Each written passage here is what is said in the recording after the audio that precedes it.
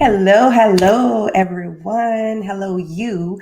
I am Shamyra Howard, a licensed clinical social worker, sexologist, affectionately known as Sexologist Shamyra. I am the founder and owner of On the Green Couch, where I help people create their best relationships, have amazing sex, and manage sexual health issues. I have been featured in so many different types of media platforms all over the United States and abroad.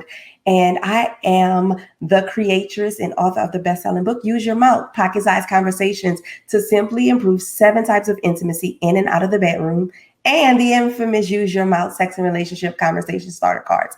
Today, I am joined with Shani Hart, who is a gem, and we are going to be talking about sexual well-being and the importance of BIPOC voices.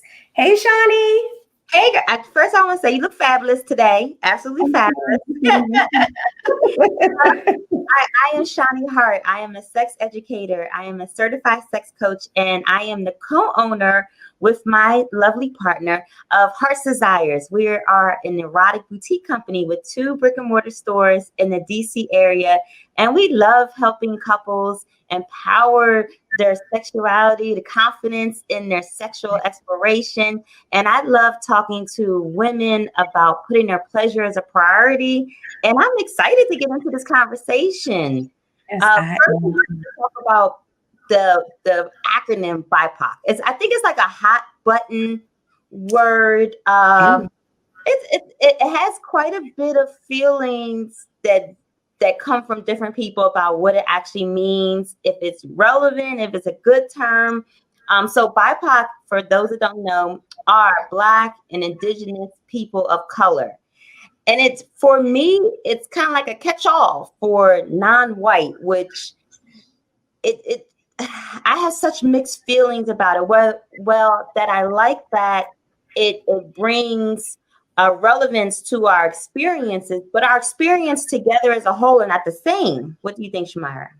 Oh, yes. So thank you so much for differentiating the term, because a lot of people think it means bisexual people of color, right? And so it doesn't. That's not my acronym. It doesn't. So it's like you said, it's Black, Indigenous, and people of color. And so the phrase that most people are generally knowledgeable about is POC. So we know what POC is, and we've heard that so often ever since maybe the 70s, right? So the difference between BIPOC and POC is that BIPOC actually doesn't lump all people of color and Black people into one phrase. So BIPOC is actually created to differentiate the experiences of the different communities of including Black and brown people. So it's Black, Indigenous, and it's people of color. And so it's super important for us to be able to differentiate and distinguish this, because Black and brown people don't experience the same types of oppression and discrimination and the erasure of their voices and of their experience the same. So that's why that term is created. And so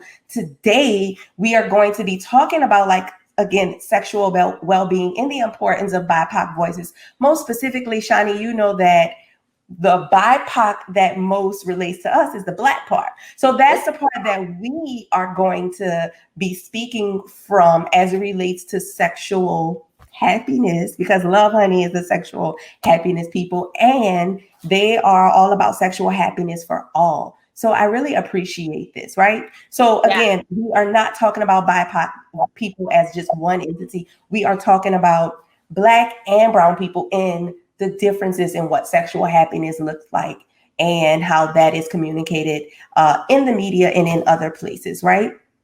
I love how you pointed out that we're going to be talking about our experiences as it relates to what we know, which is Black people, because it would be hard for me to generalize with a different culture what they go through. So I don't want to get angry emails of like, Shani, that is not what we go through. Absolutely. You all hear loud and wrong. We don't want to do that. So we can only talk about what we know. Yes, absolutely. And in talking about this, we know that there are different spaces where conversations are happening about sexual well-being and the amplification of our voices, right? And so we can definitely talk about some of those spaces now so that you who's watching this, so that you'll know where you can go if you are wanting to hear different perspectives and different experiences, especially as we're talking about sexual well-being, because we know that sexual well-being is not a monolith. So we know that it is multifaceted, it's complex, and it's very individualized. And in the work that you do, Shani, and in the work that I do, we see how very individualized this is. So do you want to tell this person right here who's watching where some of these conversations are already being had? Yeah, I want everybody watching this, I want you to be able to keep your ear to the street and hear about what's going on. Some of my favorite places are conferences. Even though with everything going on, conferences are a little different. Most of them are virtual now, but there are some excellent conferences where people are getting together, presenting all these different workshops, which is good information, centering BIPOC people. One of my favorite has to be Sex Down South, where the first time I went to this conference, I was looking around, I was like, oh, they black. Like, I had such a good time in this conference, but I would have never known about this conference if I didn't start following some of the Black sex educators, Black sex therapists, people in the industry, people of color that are sex bloggers, things like that. So social media is a great place to seek out these people, follow them, ask questions, slide in their DM, say, hey, where do you know of anything coming up? Do you know of any classes that you're having? Do you know any classes of any other BIPOC people that they're having that I could join? So, because I want to be a part of the conversation, because the more we have these conversations, the better everybody's sexual well-being will be. So I think social media, finding your community, finding somewhere where you can get this information is super important. What do you think? So definitely. And I'm glad that you mentioned Sex Down South too, Shani, because that's where I met you at Sex Down South. And I met you at Sex Down South. And, when I heard about it, I was like, Sex Down South, what are they doing? What are they going to be doing? To really get into this. I've gone, and I'm sure you have too, being in this field as a sex therapist, a sexologist, I have definitely gone to so many different conferences. And Shani, what we can do at this point is, I think it would be great for people to know how we actually got into this field, because I know you get a lot of questions and I get a lot of questions about how do I become a sexologist? And so we'll talk about that in a second, but I'm glad you mentioned Sex Down South as it relates to where you can go. Sex Down South is what people call the blackest sex conference ever, because I've gone to so many different sex conferences, and you could count the Black and brown people that were there on one hand. The information wasn't really affirming to other people, but now we have Sex Down South. And one of my other favorites, and I presented at this conference last year, is North Carolina Sex Conference, right? So that is an amazing conference for academic sex geeks, sex coaches, everyone. That is presented by Tanya Bass. Sex Down South is Marla Stewart. These are people who you can go on Instagram and you can look up the work that they're doing in the communities. It's amazing work. They bring people from all over. No, not only BIPOC people are there, but it's definitely centered around the experiences of BIPOC people. So I really appreciate that you brought that up. And if we're talking about why would someone go to one of these conferences and why would someone want this information, is because as professionals, yes, you guys, we are professionals. This isn't something that we just decided one day. We woke up and said, you know what, I'm going to talk about sex today. So actually, show the paperwork, show the receipts. Please show the receipts, right? So all of these books,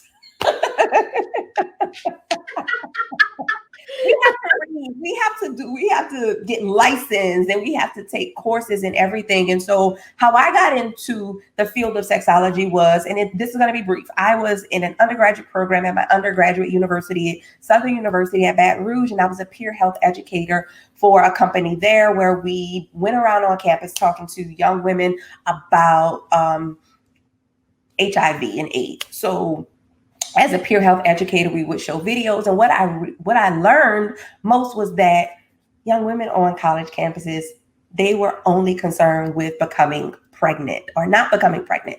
So I took it upon myself to do some condom demonstrations on a water bottle, and I started really like delving into the information, and that's when everything blew up. I was wait, water bottle, not the but not the banana or the cucumber on the let water. me tell you something. Let me tell you something. Wait, you're giving people false hopes of what's going to come. I'm going to tell you why I did that, so that if you're watching this, don't get false hope. I did that because the specific condom brand that I was using is a condom, and we're not going to say the name of it, but it's a condom that we were told breaks and it doesn't work. And so people were like, oh, that's not a good condom. And so I was like, let me show you. Let me put this on my arm. Let me put this on this water bottle. And so we were showing people how to properly use condoms. Well, I was showing people how to properly use condoms. And so that's why I used that water bottle, because for one, that's all I had. We were on college campuses and we weren't eating bananas.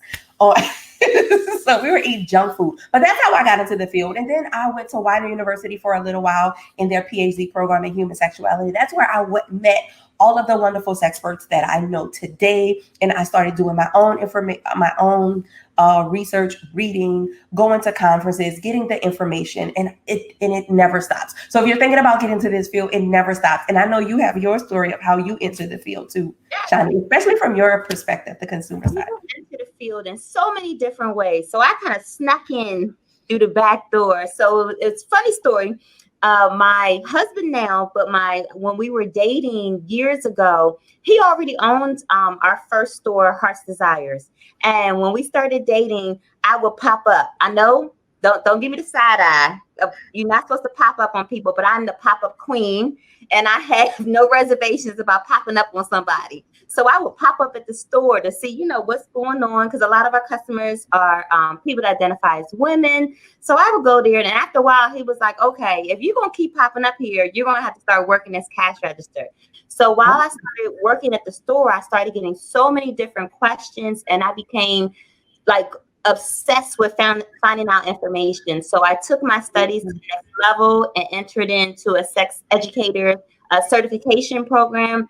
Then I entered into a sex coaching certification program. I started giving public speaking events, talking about especially pleasure as it concerns to Black women and Black couples. I started doing workshops. So that's how I got into the field in a very non-traditional way. But I saw that there was a need to educate and to help BIPOC people, and especially Black people, with their sexuality. Because we have a whole bunch of different challenges when it comes to our sexuality and sexual empowerment. I mean, so many different things. We have, lack of comprehensive sex education. The generational curses, like it's hard for us as young people to get the information we need to know about sex, pleasure, consent, all these different things when our parents, they don't know about it. This teaches us, how not to get pregnant, or, if you're someone that's identifies as a woman, you might have grew up thinking that you had to do certain things to please your partner and keep your partner, and you're thinking that sex revolves around them. I think that a lot of people that I talk to have a problem putting pleasure as a priority. Like, let me talk, sis, you are deserving of pleasure, and I want you to get it. I want you to get it. And I don't think we have enough people telling us that we need it. Like, we're so used to especially like in the media, in different places where we look at people of color, we see ourselves being over-sexualized. We see ourselves being fetishized. Like, I'm not living out your, plantation dreams. But when it's funny, by me having 2 adult stores, I get to see people come into the stores, and, I heavily promote our business as being Black owned. But when customers come into our store and look around on the shelves, they don't see themselves. Like, there's the images on products, the images on lingerie. Like, I like to throw on a sexy, pair of fishnet tights and get my teddy with my, my cutout in my coochie area. I like to wear all that, but I don't see my face on these boxes. I don't see myself. So I think that's a real problem for Black people and other people of color when they take the plunge and say, okay, I'm getting out there. I want to explore my sexuality. And then you look around and you don't see anybody that looks like yourself. Like, yeah. You found that to be true? I do. It's definitely why we decided to do this conversation, because if we're talking about sexual well-being and the importance of BIPOC voices, when we're talking about voices, yeah, we need to hear us. We need to see us. We need to understand the experiences that we have collectively and individually, because you mentioned a lot of that, right? And so when we see ourselves, a lot of times we see ourselves in spaces talking about, like I started on the prevention side, right? Speaking about STI and STD prevention, HIV. If you turn on a commercial, you will likely see a Black or brown person on a commercial with an HIV medication, right? If you turn on CNN, a media, you likely won't see one of us speaking about this from a professional perspective. And that was a super tongue twister. Say professional perspective 5 times in a row. But you likely won't see someone like me, right? Although, yes, I've gone to school for this. I forgot to mention that I'm getting a certification in sex therapy as well, but you likely won't see that. And so when people see us online, they reach out and they're like, wow, I didn't know that people like you were doing this work. And so when we're talking about amplifying our voices, we need to be seen and heard in mainstream media as well. So I travel, companies, contact me to come to different events and to their programs and to do different types of speaking engagements there. And how I got into that was because someone else in the field who is a person of color, but I love her to death. I'm not going to say her name. I think she's on one of these panels as well. But how I got one of my largest events was she spoke up and she said, you know what? Although I'm a person of color, I'm a passing person of color, and people need to see people like you, right? I have these locks. I'm super brown. I wear this red lipstick. So, this person spoke up for me. And so when other people who are wanting to enter the field, they see us doing the work. They see that we're legit. They see that they can actually do this. It makes them feel comfortable to, one, do it, but also to talk about some of their sexual issues. And September is Sexual Health Month, right? Sexual Health Awareness Month. And we know that you mentioned some of the sexual health issues we have, but we know that there are Black and brown people who are predisposed and who are disproportionately affected by specific medical issues that directly affect their sexual well-being, right? And so we know this. And if I am speaking to someone who is a sex therapist, who is a brown person or a Black person, and they know this and they have interventions that can help me, then I most definitely want that information. But we need mainstream media. We need other people in the field. We need people who aren't in the field. We need consumers to make this happen. We're definitely doing this on a smaller scale online. So follow us on Instagram, come to our events, come to our website, purchase our products. Let's tell people how they can reach us, because if we're talking about sexual happiness for all, which Lovehoney is all about, and we're talking about amplifying sexual well-being and the voices and faces of us, Black people, brown people, they need to know where they can find us. So you can find me on Instagram at sexologist Shamyra. You can go to my website, onthegreencouch.com. You can find me there. You can find my products, and you can also book me to come to your event or speak for you. What about you, Shani? You do the great stuff, though. I like what you do. Tell people where they can come. Heart's Desires. Come to Heart's Desires. You can follow me on Instagram at Sex Stuff with Shani. And real quick, I just want to talk about for a hot second, which something you said made me think about how in the past month, since the whole in the United States, Black Lives Matters movement, even though it's been around for a long time, it got amplified recently. And something that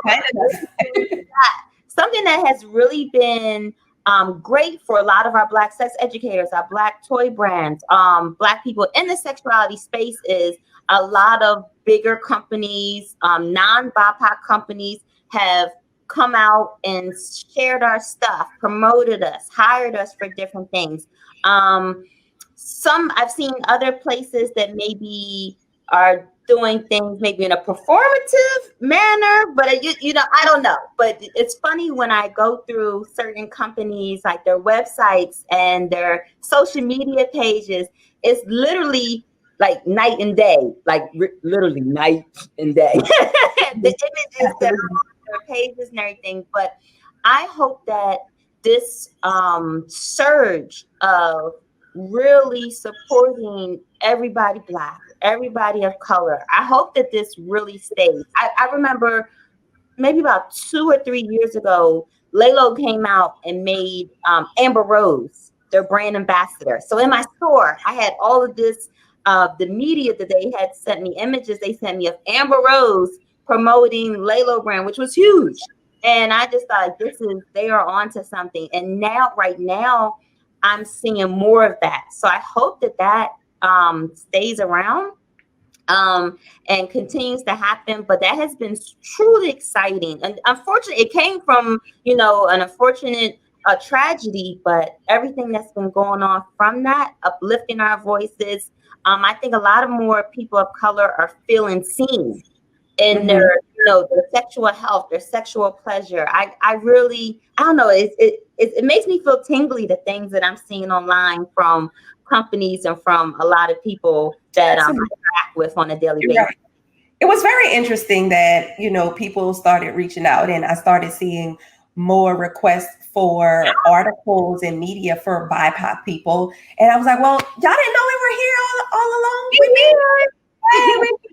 But I'm so glad that people are reaching out now, and you are valuing the work that we do, because we do great work. We do amazing work. Our work needs to be seen, heard, valued, because it helps us to understand, right? And we know that sex exists and sexuality exists on a spectrum, we need to be representative of that. Everything that we do needs to be representative of that. And so that's why we are here. So again, Shani, go ahead and tell people how to contact you. Like I said, you can find me on the gram. I love Instagram. So you can slide in my DMs, reach me at Sex Stuff with Shani.